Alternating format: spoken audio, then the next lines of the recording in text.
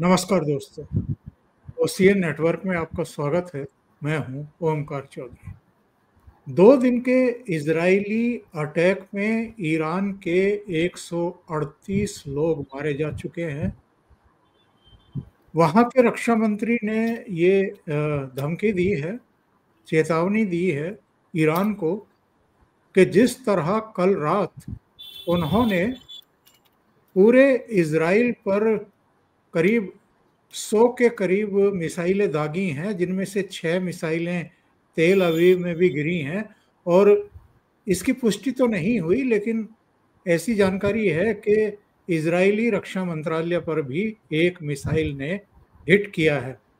तो उन्होंने कहा है कि अगर आपने ये रिपीट कर दिया, यानी फिर से मिसाइलें इजराइल पर दागी, तो तेहरान को हम गाजा पट्टी बना देंगे, तेहरान को हम जला करके रख देंगे।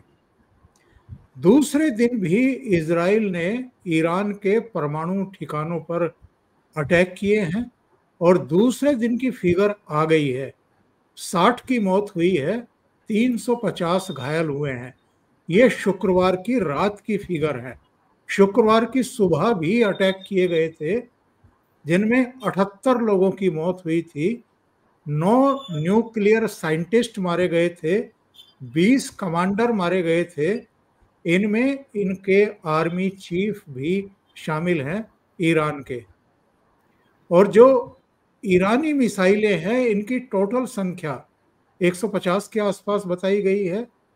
और इजराइल का जो नुकसान हुआ है, करीब 3 लोग मरे हैं, 7 जवानों समेत 90 घायल हुए हैं। और एक मिसाइल रक्षा मंत्रालय पर भी जाकर के टकराई है। इजराइल का तीसरा F-35 विमान हमने गिराया है, ये ईरान का दावा है। अब सवाल ये खड़ा होता है, आज हम बात कर रहे हैं शनिवार शाम को, रात को।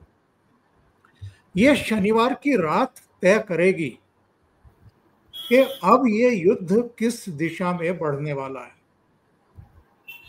इससे ये भी पता लगेगा कि ईरान इजराइल की धमकी में आता है या नहीं आता है।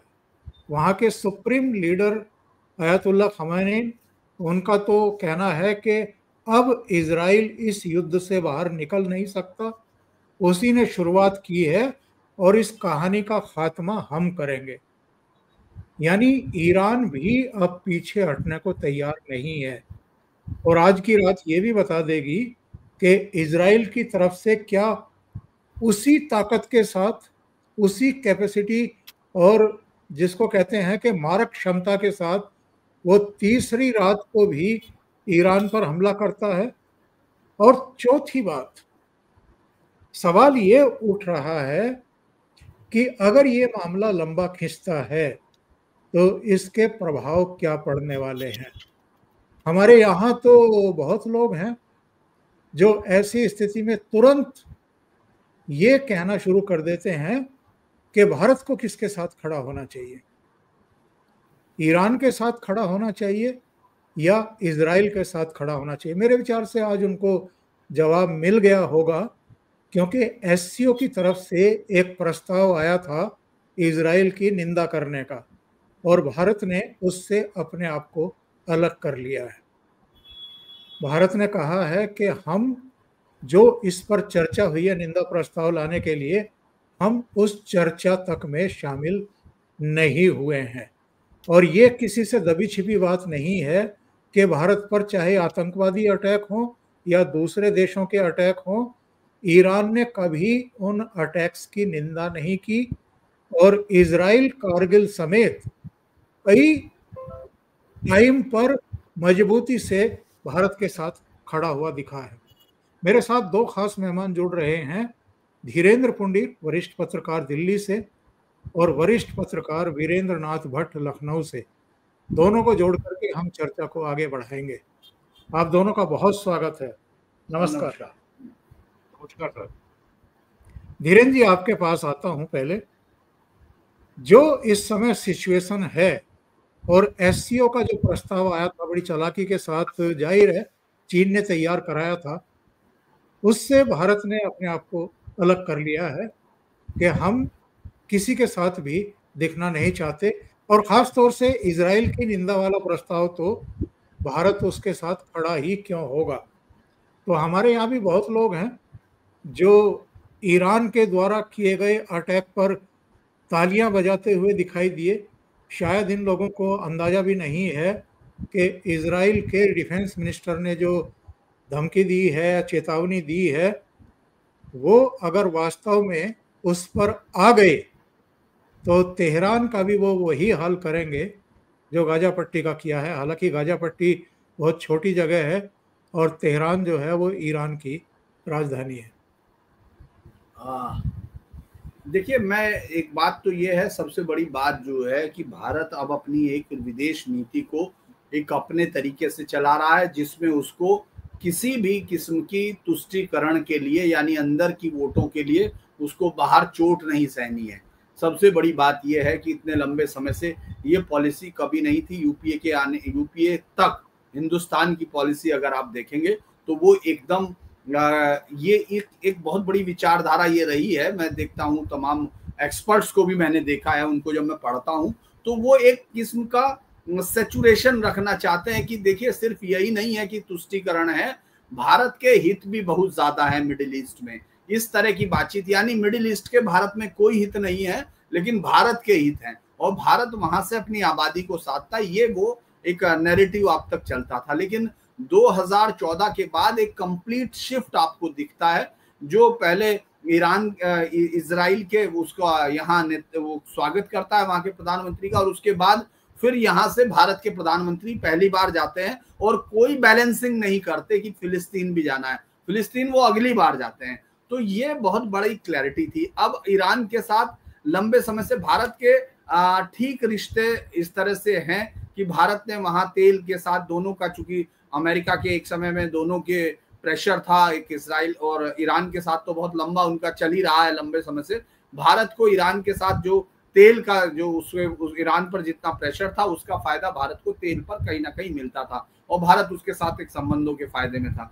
लेकिन अगर आप इस बात को करें तो ओआईसी का एक बहुत अहम मेंबर है ईरान भी।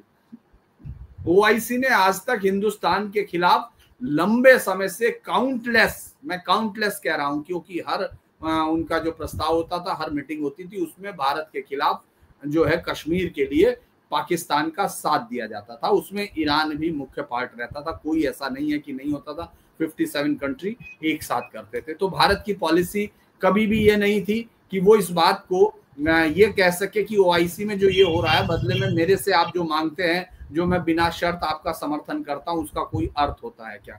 एक तो ये बड़ी चीज थी, इसमें शिफ्ट आया है। दूसरा क्या है कि आज अगर आपको दिखाई देगी एक बहुत जबरदस्त ग्रुप है अल्पसंख्यक में, आप ये देखेंगे तो आप इसलिए हैरान होंगे कि आज वो लोग इजराइल को गाली नहीं दे रहे हैं। अगर आपने गौर किया हो, चूंकि वीरेन जी ऐसी चीजों पर बहुत गौर करते हैं, तो उन्होंने देखा है कि आज वो तमाम लोग जॉर्डन को पहले नष्ट कराना चाहते हैं। मुस्लिम समुदाय के लोगों ने सबसे पहले, ये आज जो, मतलब मैं सबका नहीं कह रहा हूं, जो सिलेक्टेड जिनके आपको दिख रहे हैं वो आसानी से दिख जाएंगे। सिलेक्टेड का मतलब है कि वो इतने ज्यादा हैं। तो वो जो है आप देखेंगे, उन्होंने कहा कि पहले इस यजीद की औलाद जॉर्डन को तबाह किया जाना चाहिए, और उसके बाद फिर ये तमाम चलता हुआ चला गया अलग अलग। और फिर कुछ लोगों ने सऊदी तक पे कहा, लेकिन चूंकि सऊदी पे वो ये नहीं कह रहे उसको तबाह करो, वो सऊदियों के खास मतलब MBS पर है, मोहम्मद बिन सलमान पर उनका गुस्सा है। तो ये तमाम चीजें बताती हैं कि जो ये लीडरशिप है जिसने इस तरह के फैसले लिए, ईरान के साथ हमारे रिश्ते, इजराइल के साथ हमारे रिश्ते, हम हाइफरनेशन की है, हमारी अब जो पॉलिसी है वो अलग देश के साथ अलग रिश्ता है। अब दोनों के साथ जुड़ा हुआ नहीं है साहब कि आपके साथ हम इनको बराबर रखें, आपके साथ हमारा पर्सनल रिश्ता है, आपका उनके साथ क्या रिश्ता है ये आपका है, हमारा इनके साथ अलग रिश्ता है। ये जो हाइफरनेशन की जो थ्योरी कहा जाता है वो हिंदुस्तान अब अप्लाई कर रहा है। अटैक के ऊपर वो बिल्कुल दोनों में से किसी का पक्ष नहीं लेगा। हालांकि नेतन्याहू ने जो विश्व के कुछ नेताओं के साथ बात की, उनमें से सबसे पहले हिंदुस्तान के पीएम मोदी के साथ बात की, और पाकिस्तान के साथ जो युद्ध हुआ था एक अकेले देश के तौर पर आपने देखा होगा हथियार से लेके जो इंटेल शेयर तक वो इजराइल ने आज भी किया है। इजराइल ने 62 में भी किया था, इजराइल ने 65 में भी किया था। जबकि हिंदुस्तान की तरफ से अगर हम इस रिश्ते को देखते हैं तो प्रधानमंत्री तो बहुत बाद की बात है, सबसे पहले महात्मा गांधी ने इस बात का विरोध किया था कि वो कोई राष्ट्र वहां बनाया जा सकता है क्या, वहां जूस को बसाया जा सकता है क्या। जो बात वो हिंदुस्तान में नहीं कह रहे थे कि हिंदुस्तान हिंदुओं का देश है, वो वहां समझा रहे थे कि वो अरबों की लैंड है।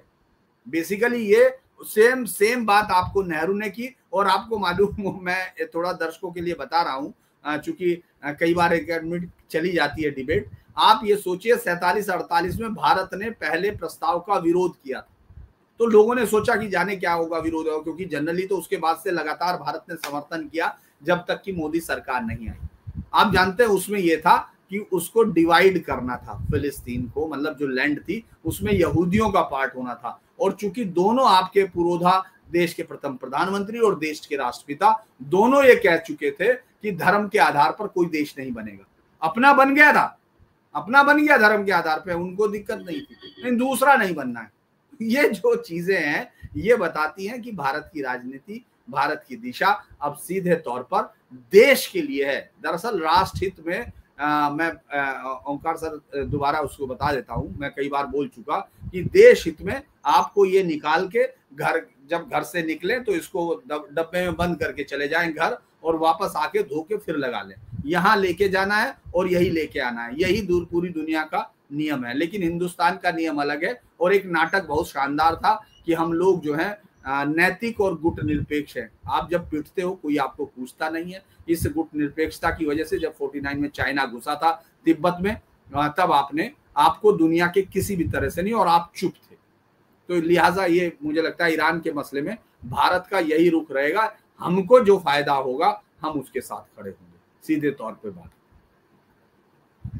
बिल्कुल सही बात आप कह रहे हैं धीरेन्द्र जी। ये विदेश मंत्रालय का बयान भी आ गया है जिसमें साफ तौर पर उन्होंने एससीओ के इजराइल के निंदा प्रस्ताव से अपने आप को अलग कर लिया है।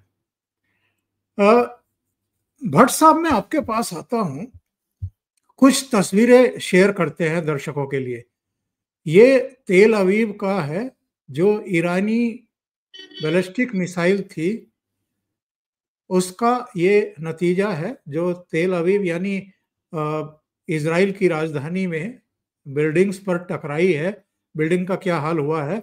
और एक ये दूसरी तस्वीर है जो आग का गोला आपको दिखाई दे रहा है। अभी एक तरफा चीजें दिखाई पड़ रही थी और लग रहा था कि इजराइल भारी है ईरान पर, क्योंकि ईरान के 4 एटमी प्लांट उसने हिट किए थे पहले दिन। दूसरे दिन पहले दिन 2 सैन्य जो उनके बेस थे वो भी अटैक किए थे। कुल मिलाकर के 20 कमांडर, जिनमें सेना चीफ और कुछ वैज्ञानिक, परमाणु वैज्ञानिक, करीब 9 के आसपास वो मार गिराए थे। पहले दिन लग रहा था कि इजराइल का पलड़ा भारी है। दूसरे दिन लगा ईरान ने बैलेंस बनाने के लिए ये एक अटैक किया है। जो ये जानकारी आई कि डिफेंस मिनिस्ट्री पर ही जाकर टकराया तेल अवीव, और 6 मिसाइलें तो राजधानी में ही गिरी हैं उनकी। आपसे जब बात हो रही थी आपने एक बहुत महत्वपूर्ण बात कही थी। आपने कहा था कि हमारे और पाकिस्तान के बीच में पहलगाम के बाद जो एक युद्ध हुआ उसमें पाकिस्तान ने भी बहुत कोशिश की थी हमारे शहरों को निशाना बनाने की, लेकिन भारत का जो एयर डिफेंस सिस्टम था, एंटी ड्रोन सिस्टम कह लीजिए, एंटी मिसाइल कह लीजिए, एंटी एयरक्राफ्ट कह लीजिए, वो कहीं ज्यादा कारगर साबित हुआ है। और दूरी भी 2000 किलोमीटर के आसपास की है ईरान से तेल अवीव की। तो इसमें भी अगर इजराइल उस तरीके से अपने एंटी एयर डिफेंस सिस्टम के जरिए ईरान की मिसाइलों को नहीं रोक पाया, तो मुझे लगता है कि भारत की श्रेष्ठता इससे सिद्ध होती है। देखिए, सबसे बड़ी बात यह है कि पाकिस्तान ने अपनी शाहीन बैलिस्टिक मिसाइल दागी थी, और मिसाइल दो तरह की हैं, एक होती है क्रूज मिसाइल, एक होती है बैलिस्टिक मिसाइल। बैलिस्टिक मिसाइल जो है ये जो है स्पेस में एंटर करती है, आसमान में, और फिर जाती है, फिर लौट के वो फिर जो है वापस आती है एटमॉस्फेयर में। तो और उसकी ट्रेजेक्टरी जो है इलिप्टिकल होती है। तो और उसकी रेंज 1500 से 2000, 5000, 10,000 किलोमीटर तक की होती है। पाकिस्तान की शाहीन मिसाइल जो है वो बैलिस्टिक मिसाइल है, और ब्रह्मोस जो है क्रूज मिसाइल है। क्रूज मिसाइल की स्पीड ज्यादा होती है, और वो स्ट्रेट पाथ में चलती है, वो स्पेस में एंटर नहीं करती है। तो इंडिया के ऊपर 1 दर्जन से ज्यादा शाहीन मिसाइल दागी थी, पंजाब के ऊपर और राजस्थान के ऊपर और जम्मू में, एक भी नहीं सफल हुई। तो इससे निर्वाण रूप से साबित हो गया कि भारत का जो मिसाइल डिफेंस सिस्टम है वो इजराइल की तुलना में 100% कारगर साबित हुआ। और भारत ने इसमें खाली S-400 का इस्तेमाल नहीं किया, इसके लिए आकाश का इस्तेमाल किया, आकाश तीर का इस्तेमाल किया, और एक आध और मिसाइल भी थी। तो एक बात तो ये एक क्विक सक्सेशन में इंडिया की जो स्पेस एंड मिसाइल इंडस्ट्री है उसके लिए ये एक बहुत बड़ी खबर है। अब आते हैं दूसरी बात पर। ईरान के ऊपर हमला हुआ है, और अब तक ये पलड़ा भारी से इसको मत देखिए। इजराइल ने पहले ही दिन अपने सारे मिलिट्री ऑब्जेक्टिव उसने प्राप्त कर लिए। जो उसके पहले ही दिन ईरान की आर्मी के चीफ को मार दिया, इस्लामिक रेवोल्यूशनरी गार्ड काउंसिल के चीफ को मार दिया, जो अयतुल्ला खामेनी के बाद सबसे पावरफुल संस्था होती है, इस्लामिक रेवोल्यूशनरी गार्ड काउंसिल। और तीसरा ईरान के न्यूक्लियर साइंटिस्ट को मार दिया। और इतना प्रिसाइज और इतना प्रिसीशन अटैक था कि मल्टी स्टोरी बिल्डिंग में वो 4थे या 8वें के फ्लोर पे हैं, उसी फ्लैट पे अटैक किया। तो इजराइल ने अपना मिलिट्री ऑब्जेक्टिव अचीव कर लिया। दूसरा, नंतांज में जो सबसे बड़ा जो आपका न्यूक्लियर रिएक्टर बेस था ईरान का, उसको पूरी तरह तबाह कर दिया। तो इजराइल ने अपने मिलिट्री ऑब्जेक्टिव अचीव कर लिए, और ईरान ने जो नुकसान किया है वो केवल सिविलियन टारगेट्स को उसने नुकसान किया है, घरों को गिराया है, घरों को के ऊपर मिसाइल गिरी है, और उसमें सिविलियंस की मौत हुई है। ईरान इजराइल के किसी भी मिलिट्री टारगेट को हिट करने में सफल नहीं हुआ, और ईरान इजराइल के किसी भी कोई भी मिलिट्री इंस्टॉलेशन पे नुकसान पहुंचाने में सफल नहीं हुआ। अब ये हो गया है कि अब जो है अमेरिका के उस इलाके में कम से कम 6 अड्डे हैं, कुवैत में है, यूक्रेन में है, और उनके पास बहुत मजबूत ताकत है उनकी। और जो उनकी हेल फायर मिसाइल अमेरिका की है वो इजराइल के पास पहुंच चुकी है। और यहाँ पे ये देखना होगा कि अक्टूबर 7, 2023 को गाजा में इसके फिलिस्तीनियों ने घुस करके जिस तरीके से 200 से ज्यादा इजरायलियों की हत्या की, 1200 को जो है को बंधक बनाया, और उसमें बहुत लोग मारे गए, और अभी भी कुछ जो है बंधक बने हुए हैं। उसके बाद पहला काम इजराइल ने किया कि जो हमास था, जो कि एक नॉन स्टेट एक्टर है जिसको ईरान का समर्थन था, उसको न्यूट्रलाइज किया। उसके बाद उन्होंने एक और ईरान का प्रॉक्सी है लेबनान में, हिजबुल्लाह, उसको न्यूट्रलाइज किया। उसके बाद इस साल फरवरी में सीरिया में जो ईरान के सबसे समर्थित जो मजबूत सरकार थी, असद, जो कि शिया सरकार थी, उसको जो है उसका तख्ता पलट हो गया, और ISIS के आतंकवादी जोलानी का जो है वहां का प्रेसिडेंट बन गया। ये वही जोलानी है जिसके ऊपर ISIS का आतंकवादी होने के समय 10 लाख अमेरिकी डॉलर का उसके सिर पे इनाम था। और अभी पिछले महीने जब डोनाल्ड ट्रंप सऊदी अरब गए थे तो जोलानी से वहां हाथ मिला रहे थे, वो बता रहे थे बड़ा हैंडसम आदमी है। और चौथा जो है आपका है यमन में हूथी लड़ाके, हूथी रिबेल, उनके ऊपर भी अमेरिका ने, इजराइल ने इतने व्यापक हमले किए हैं कि अब वो कोई बड़ा इजराइल के लिए चुनौती देने लायक नहीं रहे हैं। तो ये 4 जो प्रॉक्सी थे ईरान के, इनको न्यूट्रलाइज करने के बाद ईरान का नंबर लगाया है इजराइल ने। तो अब आप ये समझ लीजिए कि जो ताकत 4 मिलिट्री ताकतों को न्यूट्रलाइज कर सकती है, वो ईरान का क्या करेगी। ईरान के संग प्रॉब्लम ये है कि वो लॉन्ग बैटल को सस्टेन नहीं कर सकता, और ये बैटल कोई यहूदी और इस्लाम की लड़ाई नहीं है। जंग होती है, वॉर होती है। वॉर कभी मजहब की लड़ाई नहीं होती है। इंडिया पाकिस्तान की जो लड़ाई है, जो भी जंग है, जो भी मिलिट्री टेंशन है, वो कोई हिंदू मुसलमान की लड़ाई नहीं है। पाकिस्तान चाहे जो कहे, वो पाकिस्तान तो अमेरिका का प्रॉक्सी स्टेट है, तो जो उसको पैसे देगा वो उसके लिए काम करेगा, इंडिया को परेशान करेगा। लेकिन मैं ये बात कहूंगा कि ईरान का कमजोर होना इंडिया के लॉन्ग टर्म इंटरेस्ट में नहीं है। एशिया में, वेस्ट एशिया में एक ऐसी सरकार चाहिए जो अमेरिका के खिलाफ खड़ी हो। आज अमेरिका के खिलाफ खड़े होने वाला एक भी मुस्लिम राष्ट्र पूरे वेस्ट एशिया में नहीं है। चाइना भी जब उसको सुविधा होती है तो वो डील कर लेता है, जब उसको सुविधा नहीं होती है तो वो जो है आक्रामक करने लगता है। केवल इंडिया से ही अमेरिका को परेशानी है कि इंडिया हमारे इशारों पर नाचने को तैयार नहीं है। अयतुल्ला खुमैनी का जो रिकॉर्ड है 1979 से लेके आज तक का, वो बहुत ही भयानक है। इन्होंने लाखों लोगों को मरवाया है ईरान में, और ये दावा किया जाता है कि 25 लाख लोग अब तक मारे जा चुके हैं, जो कि इस मुल्लाओं की हुकूमत के खिलाफ थे।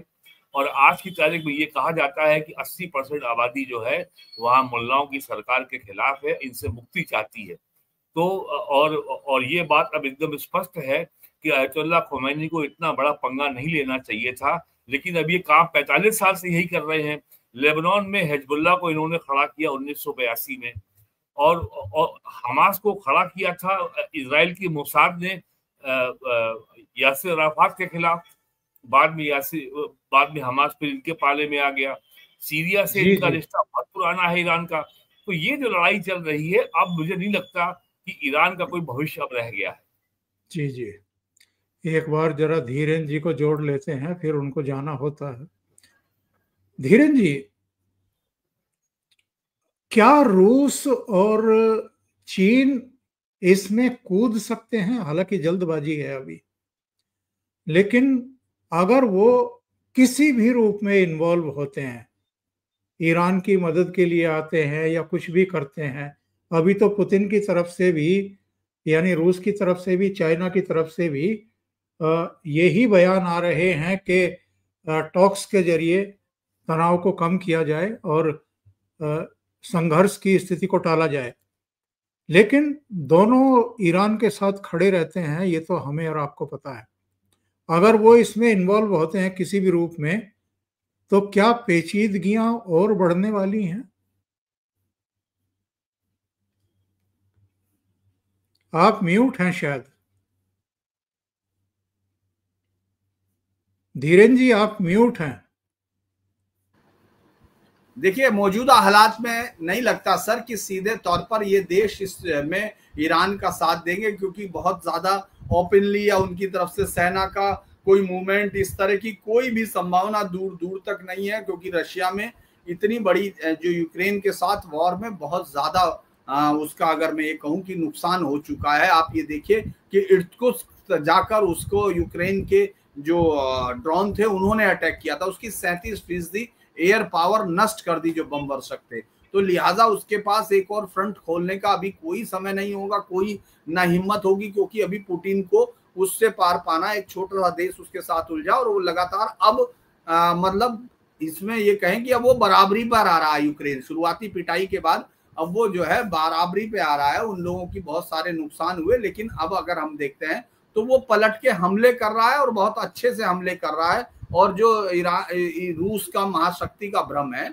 वो बहुत आसानी से उसको कंट्रोल कर रहा है। अगर हम लोग देखते हैं इधर चीन को भी देखेंगे तो चीन इस वक्त अमेरिका के साथ कोई सीधी भिड़ंत नहीं चाहता है। उसको मालूम है कि सीधी भिड़ंत नहीं हो सकती है। हाँ, ये है कि वो हथियार दे सकते हैं वो, और बाकी जैसे एससीओ जैसे प्रस्ताव में वो साथ दे सकते हैं, पूरी दुनिया के मंचों पर उसके साथ खड़े हो सकते हैं, लेकिन कोई मूवमेंट नहीं करेंगे, क्योंकि इसको सीधे तौर पर देखना बहुत मुश्किल होगा।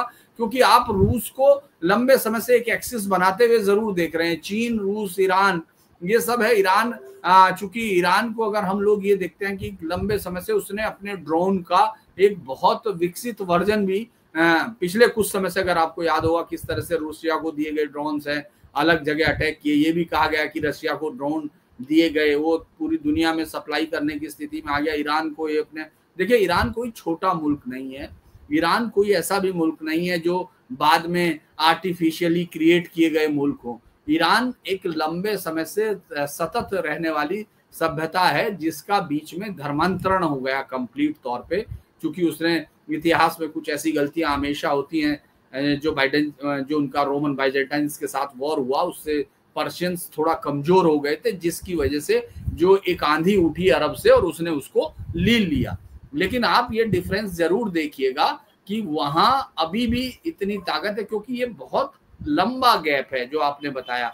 आपने खुद वो बताया कि 1600 से 1800 किलोमीटर बॉर्डर तक पहुंचते हैं, और अगर हम 2000 किलोमीटर कहते हैं तो आप ये सोचिए 2000 का मतलब ये है कि भारत की अग्नि 2 तक वो पहुंचता है उस मिसाइल के लेवल को देखें। और उसने उस डिफेंस को तोड़ दिया इजराइल की, क्योंकि देखिए बहुत सारे भ्रम युद्ध में दूर हो जाते हैं। युद्ध कोई बच्चों का खेल नहीं है जो वीडियो गेम पे लड़ा जाता है।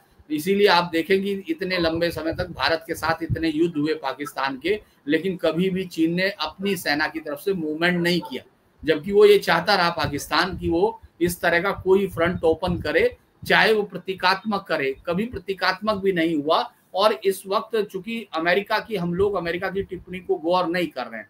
अमेरिका ने पहले दिन जरूर मार्को रूबियो ने बचने की कोशिश की थी, क्योंकि 15 तारीख को वो बातचीत उनकी होनी थी ईरान के साथ, जो चल रही बातचीत थी परमाणु निरस्त्रीकरण पर। लेकिन जैसे ही ईरान ने कूटनीतिक बातचीत को बंद किया, उसने कहा कि कूटनीति का अब कोई मतलब नहीं, क्योंकि इजराइल के हाथ खून से सन गए हैं और इजराइल चूंकि ईरान की निगाह में छोटा शैतान है, बड़ा शैतान अमेरिका है, तो इसीलिए उसने उससे बातचीत करनी बंद कर दी। और उसके तुरंत बाद आप देखिए कि एकदम ट्रंप अवतार होता है और वो एकदम शुरू हो जाता है ट्विटर पर, जो ये कहता है कि हम इससे भी बड़े क्रूर हमले होंगे अगर आपने जो है परमाणु वो नहीं किया तो और वो दरअसल पूरे हथियार उनके हैं। और कुछ भी कहिए, ये जो कोशिश है, क्योंकि ईरान को साधना अमेरिका की भी सबसे बड़ी मजबूरी है, सबसे बड़ी दिक्कत अमेरिका की यही है कि वो जो है ईरान को इसमें, चूंकि जो एक एक्सेस है, एविल एक्सेस है, उसमें सेंटर है ईरान को वो सेंटर कहता है। तो मुझे इसलिए लगता है कि अमेरिका के खिलाफ कोई सीधी लड़ाई की मजबूरी नहीं है उन देशों को कि वो आए। और मुझे लगता है कि भट्ट जी की बात में ये तो बात सही है कि ईरान को होना चाहिए, लेकिन बिना परमाणु हथियार के होना चाहिए। क्योंकि अगर आप गौर करेंगे ईरान के लगातार हमारे रिश्ते, चूंकि लोग वैसे तो वो लिख देते हैं कि सांस्कृतिक और तमाम चीजें वो रहे होंगे, क्योंकि उस धर्मांतरण के बाद तो फिर उस तरह के रिश्तों का कोई हुआ नहीं। हम लोगों से फिरोजपुर और तमाम पेशावर तक अगर अफगानिस्तान की शुरुआती वॉर हुई तो वो वहीं से हुई जब अफगानिस्तान भारत का हिस्सा था और हिंदू बाहुल्य था। उस वक्त ईरान ने ही वहां से सबसे पहले तोड़ना शुरू किया था। अगर हम लोग उसको देखते हैं तो ईरान में परमाणु बम का होना यकीनन दुनिया के लिए बहुत बड़े खतरे की बात है, उसमें कोई शक नहीं है। क्योंकि आप ये कह के नहीं बच सकते, वो कभी भी अटैक कर सकते हैं, वो किसी पर भी अटैक कर सकते हैं, कोई भी रेशनलिटी उस लीडरशिप में नहीं होती है। 1979 में दुनिया के अंदर जो मेरे से अगर कभी पूछा जाएगा कि दुनिया की जो लास्ट सदी की बड़ी घटनाओं में से कौन सा साल ज्यादा है जिसने अब तक अपनी घटनाओं का असर छोड़ा, तो 1979 है। सीज टू मक्का जो है जो किया गया था वो ईरानियन समर्थित माना जाता है आज तक, कि वो ईरानियन समर्थन में था। और उसके बाद से ये जो आतंकवाद का जो निर्यात शुरू किया था वो 79 में ईरान से शुरू हुआ था। तो ईरान को आप देखिए अपने लोगों को कुचल रहा है, तमाम लोगों को कुचल रहा। तो मुझे लगता है कि इतना आसान नहीं है कि उसके इस सिनेरियो में ये ईरान जो है सबसे बड़ा स्पॉन्सर है टेरर का। मतलब ये हमास है, हिजबुल्लाह है, सब आपका यमन में हुती है और सीरिया में असद है, सबसे बड़ा। और अयतुल्लाह खुमैनी ने 79 में आते ही पहली बात कही थी कि हम इस्लामिक रेवोल्यूशन का पूरे इस्लामिक वर्ल्ड में एक्सपोर्ट करेंगे। और उसके चलते जो है इस्लामी जिहाद शुरू हुआ। और ये वहाबी जो कट्टर इस्लाम का जो फैलाव है वो शुरू हुआ। सऊदी अरब ने पूरे दुनिया में जो है मदरसे मस्जिद बनवाना शुरू किया। ये सब देन तो ईरान की ही है। हाँ, मैं इसीलिए कह रहा हूँ कि जो 79 है, सीज टू मक्का के बाद ही पूरी दुनिया में जो आतंक का निर्यात हुआ, क्योंकि मजबूरी हो गई थी सऊदी अरब की। जी सर, ठीक। बहुत बहुत धन्यवाद आपका धीरेन्द्र जी जुड़ने के लिए। और दर्शकों से निवेदन है, उनका धीरेन्द्र पुंडीर ऑफिशियल चैनल जरूर सब्सक्राइब करें और उनको सपोर्ट भी करें। मेरे साथ अभी भट्ट साहब जुड़े रहेंगे। भट्ट साहब, आपके पास आता हूँ। ये अमेरिका की भी तो लगातार कोशिश है कि जो उनको सुहा नहीं रहे हैं या जो उनकी आंखों में खटक रहे हैं उनको बर्बाद किया जाए। उसके लिए वो टूल्स ढूंढ लेते हैं और बाकी सब जो मदद करनी है वो कर देते हैं। यानी हींग लगे ना फिटकरी, रंग भी आए चोखा। ये अमेरिका का संकट जो है मिलिट्री नहीं है। 15 अगस्त 1971 को रिचर्ड निक्सन ने गोल्ड रिजर्व को समाप्त किया था। वो कहा था कि अब डॉलर जो है वर्ल्ड की रिजर्व करेंसी है। तो आज पूरी दुनिया व्यापार करती है तो डॉलर में व्यापार करती है, और केवल इसी से जो कमीशन मिलता है अमेरिका को वो साल में 3 ट्रिलियन डॉलर है, यानी 3000 बिलियन डॉलर। तो अमेरिका के सामने आज ये है कि पिछले 55 साल से इन्होंने कर्ज की दारू पी करके इन्होंने जो है घी पिया है, मौज मारी है। आज इनका जीडीपी 23 ट्रिलियन डॉलर है और इनके ऊपर कर्जा 32 ट्रिलियन डॉलर है। इनका जो बजट डेफिसिट है वो जो है 1 ट्रिलियन डॉलर से ज्यादा है।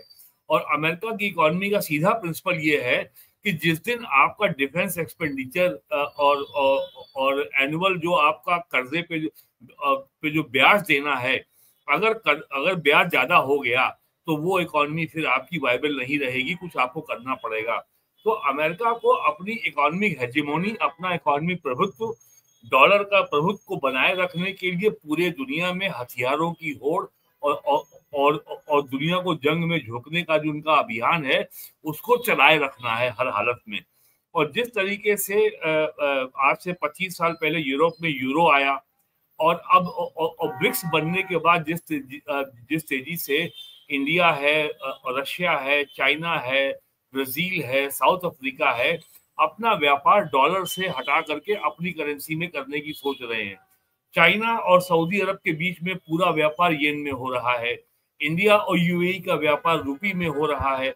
आज 38 देशों के साथ भारत का व्यापार जो है अब कुछ हिस्सा कम ज्यादा हो रहा है रुपए में। इंडिया जो है करीब 56 से 58 बिलियन डॉलर का क्रूड ऑयल इंपोर्ट कर रहा है रशिया से, और पूरा ये कारोबार रुपए में हो रहा है। तो अमेरिका के सामने अपनी इकोनॉमी को बचाने का संकट है। इसके लिए उनको जो है दुनिया में हर जगह आग लगानी है, हर जगह चौधरी बनना है, वहां हथियार बेचने हैं। अब आप बताइए, अभी डोनाल्ड ट्रंप पिछले महीने गया सऊदी अरब और 90 बिलियन डॉलर के हथियार बेच करके आया, यानी करीब 7.5 लाख करोड़ रुपया। भारत सरकार का जो डिफेंस बजट है वो अभी जो 9 बिलियन डॉलर अभी बढ़ाया है ऑपरेशन सिंदूर के बाद, उसके बाद भी अभी 90 बिलियन डॉलर नहीं पहुंचा है। अब सऊदी अरब जो यूपी से भी छोटा देश है, उसको 90 बिलियन डॉलर हथियार की क्या जरूरत है? तो अमेरिका के सामने अपनी डॉलर का प्रभुत्व, डॉलर की हेजिमोनी और अपनी इकोनॉमिक स्टेबिलिटी और कर्ज लेके अय्याशी करने की जो जीवन शैली उनकी पिछले 55 साल की है, उसको उनको बचाए रखना है। और इस चक्कर में जो है वहां की जो मैन्युफैक्चरिंग है वो शिफ्ट हो गई पूरी चाइना। अब जिस कॉस्ट पे कोई प्रोडक्ट चाइना में बन रहा है, अगर एक पेन अगर चाइना में बन रहा है तो वो 5 रुपए के 5 पेन बना रहा है। अमेरिका में एक पेन भी बनेगा तो 50 रुपए का बनेगा, क्योंकि वहां पे मैन्युफैक्चरिंग कॉस्ट इतनी ज्यादा हो गई है। तो अमेरिका केवल इसी चक्कर में जो है डोनाल्ड ट्रंप बहुत डेस्परेट है, बहुत हताश हैं, प्रवासियों को निकाल रहे हैं, लोगों को रोक रहे हैं, वीजा और 12 देशों के लिए वीजा रोक दिया है, तमाम तरह काम कर रहे हैं। तो अमेरिकन इकोनॉमी के कंटेक्स्ट में आपको देखना चाहिए। और अब उनकी अमेरिकन इकोनॉमी को और अमेरिकन मिलिट्री हेजिमोनी को, अमेरिकन मिलिट्री के प्रभुत्व को चाइना से चुनौती मिल रही है, भारत से चुनौती मिल रही है। भारत उनकी हर बात मानता नहीं है। भारत को वो कहते हैं हम एलाई हैं, इंडिया ने कहा हम एलाई नहीं, हम आपके पार्टनर हैं, स्ट्रेटेजिक पार्टनर हैं, बराबर के भागीदार हैं, हम आपकी हर बात नहीं मान सकते। तो और ट्रंप भारत को दबाव में लाने का प्रयास कर रहे हैं, इसीलिए वो जो है मुंह मियां मिट्ठू बन गए और 10 मई को बोले कि मैंने जो है वॉर रुकवा दी इंडिया पाकिस्तान के बीच में, मैंने कहा तुमसे मैं ट्रेड बंद कर दूंगा। अरे भूखा नंगा पाकिस्तान से तुम क्या ट्रेड करोगे भाई? वो क्या एक्सपोर्ट करेगा पाकिस्तान अमेरिका को? तो ये मामला जो है केवल मिलिट्री का मामला नहीं है, ये मामला जियो पॉलिटिकल है। और जिस तरीके से अमेरिका ने इंडिया पे दबाव डाला था आज से 8 साल पहले, 7 साल पहले, कि आप रशिया से S-400 मिसाइल डिफेंस सिस्टम मत खरीदिए, इंडिया ने कहा हम खरीदेंगे। यही मिसाइल डिफेंस सिस्टम अमेरिका से टर्की ने खरीदा तो उसके ऊपर सैंक्शन लगा दिया, इंडिया पे सैंक्शन लगाने की हिम्मत नहीं कर पाए। अमेरिका ने दबाव डाला कि आप जो है रूस से ऑयल इंपोर्ट ना करिए, क्रूड ऑयल इंपोर्ट ना करिए, इंडिया ने नहीं माना। और हमने जो है 60 से 62 बिलियन डॉलर तक का क्रूड ऑयल हमने इंपोर्ट किया और रिफाइन करके पेट्रोल और डीजल पूरा यूरोप को बेच दिया। तो जो हमारा जो एक्चुअल हमारा जो क्रूड ऑयल इंपोर्ट था, तो जो हमारा डॉलर आउट गो था वो हमारा सरप्लस में हो गया, हमारा डॉलर बच गया हमारे लिए। तो अमेरिका की कोई बात मोदी जी ने मानी नहीं है, ये उनकी परेशानी है। तो अब उनको लगता है कि ईरान को अगर हम पटक लेंगे, गिरा लेंगे, तो इंडिया हमारे दबाव में आ जाएगा। ऐसा नहीं होने वाला है। आपने देखा कि जब ऑपरेशन सिंदूर चल रहा था, उसी दौर में अमेरिका ने $1 बिलियन का लोन दिलवाया IMF से और भी पैसा दिया। अमेरिका का दबाव है कि आप हमारा F-35 ले लो। मोदी जी ने उसको देखा भी नहीं, भैया हमें जरूरत नहीं, हमारे पास अपना है, हमारे पास रफाल है और हम जो है Su-37 ले रहे हैं रशिया से। बाकी हम अपना स्टेल्थ 5th जनरेशन जो हमारा फाइटर एयरक्राफ्ट है तेजस, वो हमारा बहुत तेज काम चल रहा है, वो हमारा काम चल जाएगा। तो अमेरिका का दबाव है इंडिया से कि आप हमारे हथियार खरीदो, हमें जरूरत होगी हम खरीदेंगे, केवल आप कहें थोड़ी हम खरीदेंगे। तो अब मामला जो है इकोनॉमिक है, जियो पॉलिटिकल है, और मामला पैसे का है, अमेरिका की अर्थव्यवस्था का है। और इस साल भी अमेरिका की इकोनॉमी में $1 ट्रिलियन से ज्यादा का कर्जा बढ़ेगा। ट्रम्प साहब अभी ऑलरेडी ये फैसला कर चुके हैं कि हम $1 ट्रिलियन से ज्यादा की अपने टैक्स पेयर को छूट देंगे और जो $2 लाख साल की इनकम वाले हैं उनका इनकम टैक्स 0 कर देंगे। इसी मुद्दे पे उनका एलन मस्क से झगड़ा हो गया।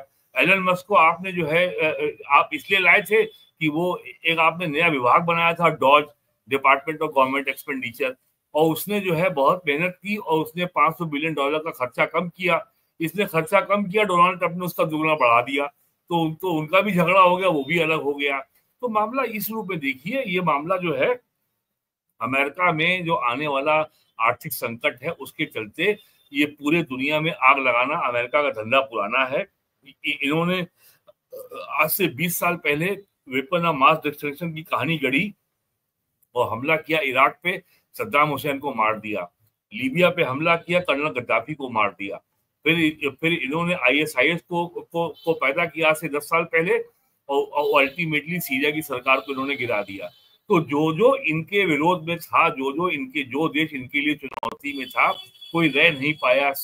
इराक गया, सीरिया गया और लीबिया गया, अब नंबर ईरान का है। इस कॉन्टेक्स्ट में लीजिए और देखिए सऊदी अरब वगैरह खामोश हैं। और मैं क्या कहूँ इस्लामिक देशों की अकल को, जॉर्डन का जो किंग हुसैन है वो प्रॉफिट मोहम्मद के परिवार का 46वां डायरेक्ट डिसेंडेंट है, वो उनके परिवार का वंशज है। अब प्रॉफिट के परिवार के वंशज को आप यजीद की औलाद कह रहे हैं, आप काफिर कह रहे हैं, आप गाली दे रहे हैं। ये तो इतिहास है इनका, ये इनकी अकल का लेवल है।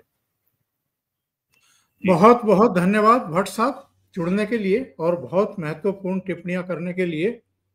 एक अहम विषय जिस पर आपने दर्शकों को और हमें समझाने का प्रयास किया, और धीरेन्द्र पुंडीर जी का भी बहुत बहुत धन्यवाद। Thank you so much. नमस्कार।